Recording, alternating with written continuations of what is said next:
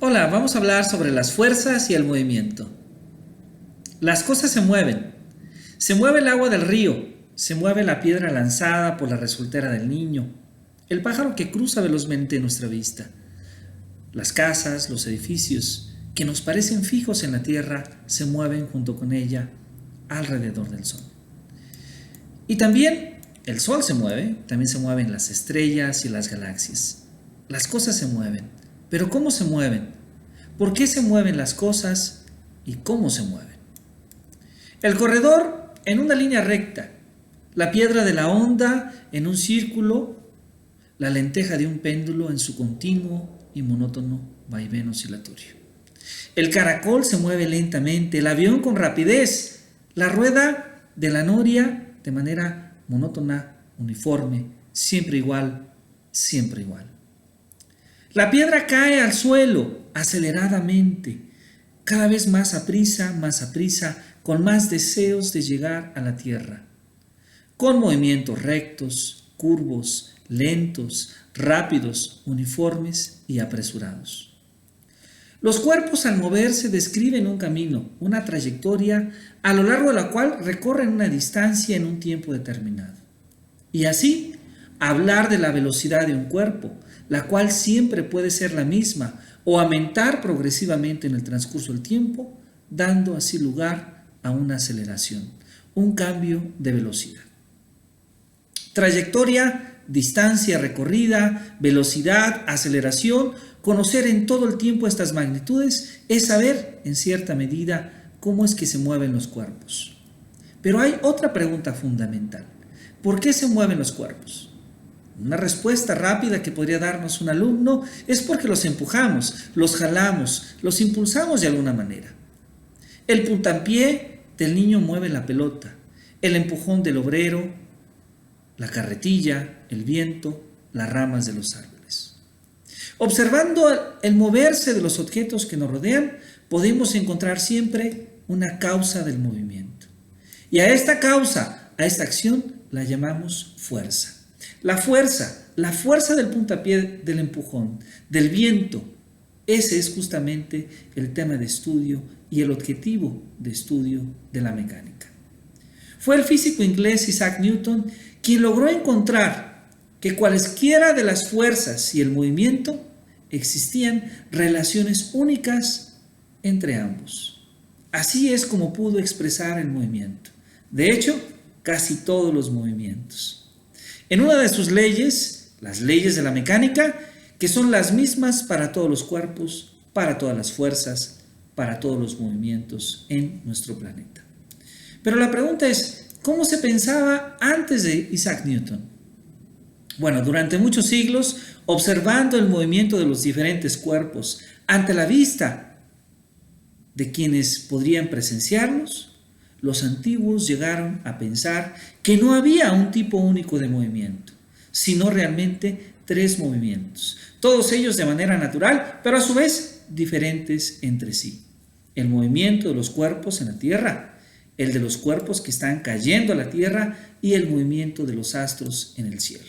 Y además, pensaron que en cada uno de estos tres casos se cumplían leyes diferentes y además sucedían cosas distintas.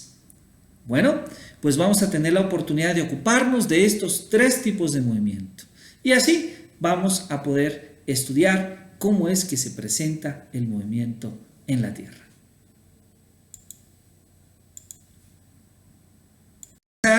Discutiendo, dialogando un poco sobre este movimiento uniforme rectilíneo.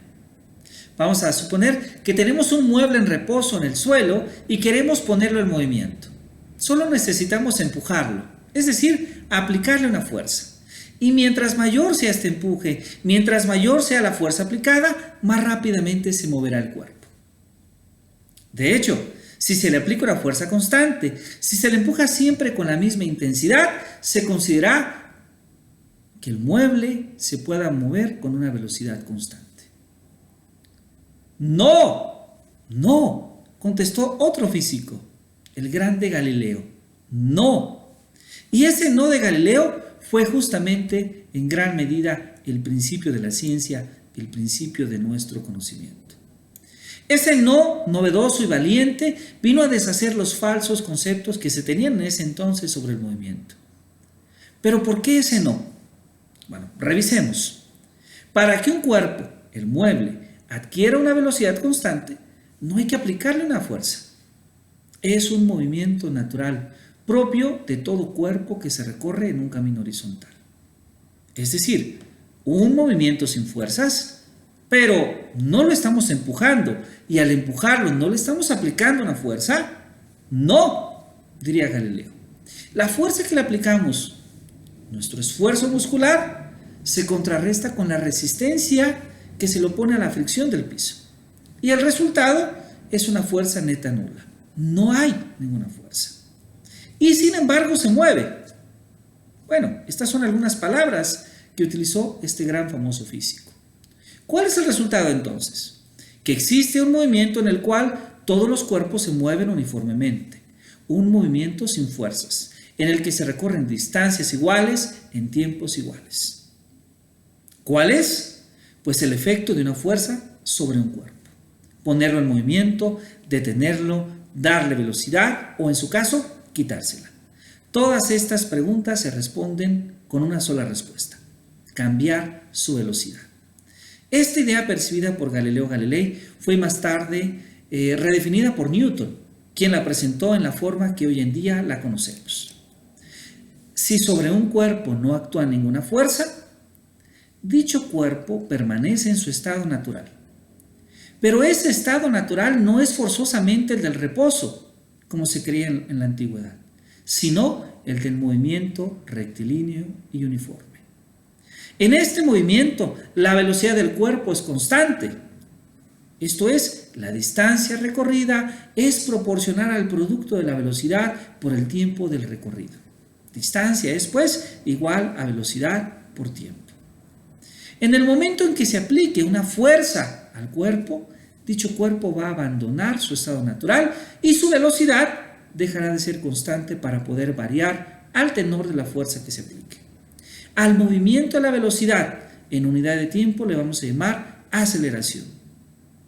Del movimiento no uniforme de un cuerpo bajo la acción de una fuerza se dice entonces que es acelerado.